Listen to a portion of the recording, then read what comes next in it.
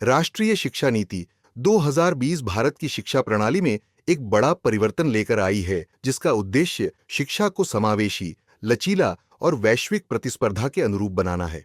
यह नीति 34 वर्षों के बाद लागू की गई है और इसमें कई महत्वपूर्ण सुधारों का प्रस्ताव किया गया है। सबसे पहले पुरानी 10+2 प्रणाली को समाप्त कर 5+3+3+4 संरचना को अपनाया गया है। इसमें पहले 5 साल की प्रारंभिक शिक्षा, 3 साल का प्रारंभिक चरण, 3 साल का मध्य चरण और 4 साल का माध्यमिक चरण शामिल है, जिससे बच्चों की शैक्षिक यात्रा उनके विकास के अनुरूप हो सके। एनआईपी 2020 का एक प्रमुख प्रावधान यह है कि कक्षा 5 तक शिक्षा का माध्यम मातृभाषा या स्थानीय भाषा में होगा। यह कदम बच्चों की समझ को बेहतर बनाने और उनके सोचने की क्षमता को विकसित करने के लिए महत्वपूर्ण है। इसके अलावा नीति में बहुविषयक शिक्षा को बढ़ावा दिया गया है, जिससे छात्र अपनी रुचि के अनुसार किसी भी विषय का चयन कर सकते हैं, जैसे विज्ञान, कला, वाणिज्य आदि।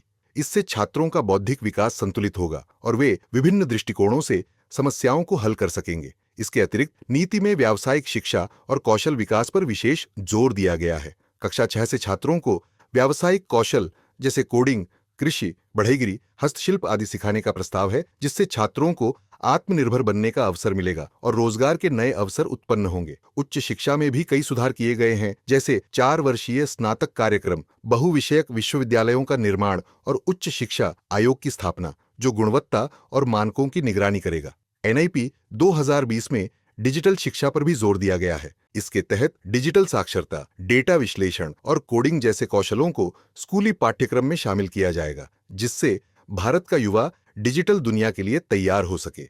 इसके अलावा शिक्षा में समानता को बढ़ावा देने के लिए विशेष प्रावधान किए गए हैं, जैसे वंचित वर्गों, लड़कियों और विशेष आवश्यकता वाले बच्चों के लिए शिक्षा को सुलभ बनाना। हालांकि इस नीति के कार्यान्वयन में कुछ चुनौतियां हैं, जैसे वित्तीय संसाधनों की कमी, प्रशिक्षित शिक्षकों की संख्या में कमी और डिजिटल शिक्षा में असमानता।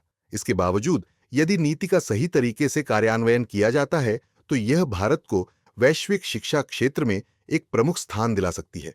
समग्र रूप से एनआईपी 2020 का उद्देश्य एक ऐसी शिक्षा प्रणाली बनाना है जो छात्रों को सिर्फ शैक्षिक दृष्टिकोण से नहीं, बल्कि कौशल और सामाजिक दृष्टिकोण से भी सशक्त बनाए।